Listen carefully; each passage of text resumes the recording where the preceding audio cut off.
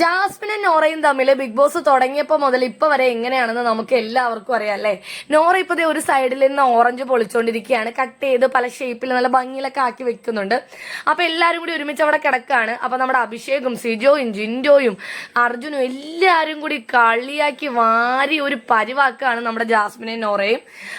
ജാസ്മിന്റെ വയറ് നിറഞ്ഞിട്ട് മാത്രമേ നോറ നമുക്കൊക്കെ ഓറഞ്ച് തരുള്ളൂ, അതുപോലത്തെ ബന്ധാണ് നോറയും ജാസ്മിനും തമ്മി എന്നൊക്കെ പറയാണ്. അപ്പോ സിജോ പറയുന്നുണ്ട്, ശരിയാണ്, നമ്മുടെ നോറയുടെ വിശാല മനസ്കതയുടെ മുമ്പിലാണ് ജാസ്മിൻ വീണു പോകുന്നത്, അവർ തമ്മിൽ അത്രയും ബോണ്ടിങ് ആണെന്ന്.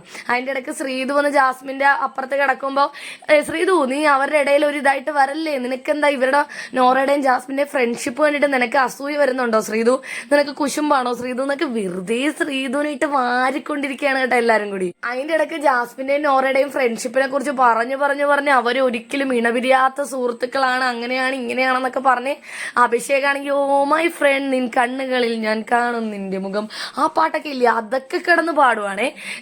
ജിൻഡോക്കെ ആണെങ്കിൽ ഇവിടെ താഴെ ഒരു മാറ്റിൽ കിടക്കാണ്, ജിൻഡോ താഴെ കിടന്ന് ഈ പാട്ട് പാടുകയാണ്. ഒരാൾ പാടിയപ്പോ എല്ലാരും കൂടി ഏറ്റുപിടിച്ച്. പക്ഷെ ജാസ്മിന് വലിയ റെസ്പോൺസ് ഒന്നുമില്ല, ജാസ്മിൻ പുതച്ചു മൂടി ഇതൊക്കെ കേട്ടിട്ട് ഒന്നും പറയാണ്ട് കിടക്കാണേ.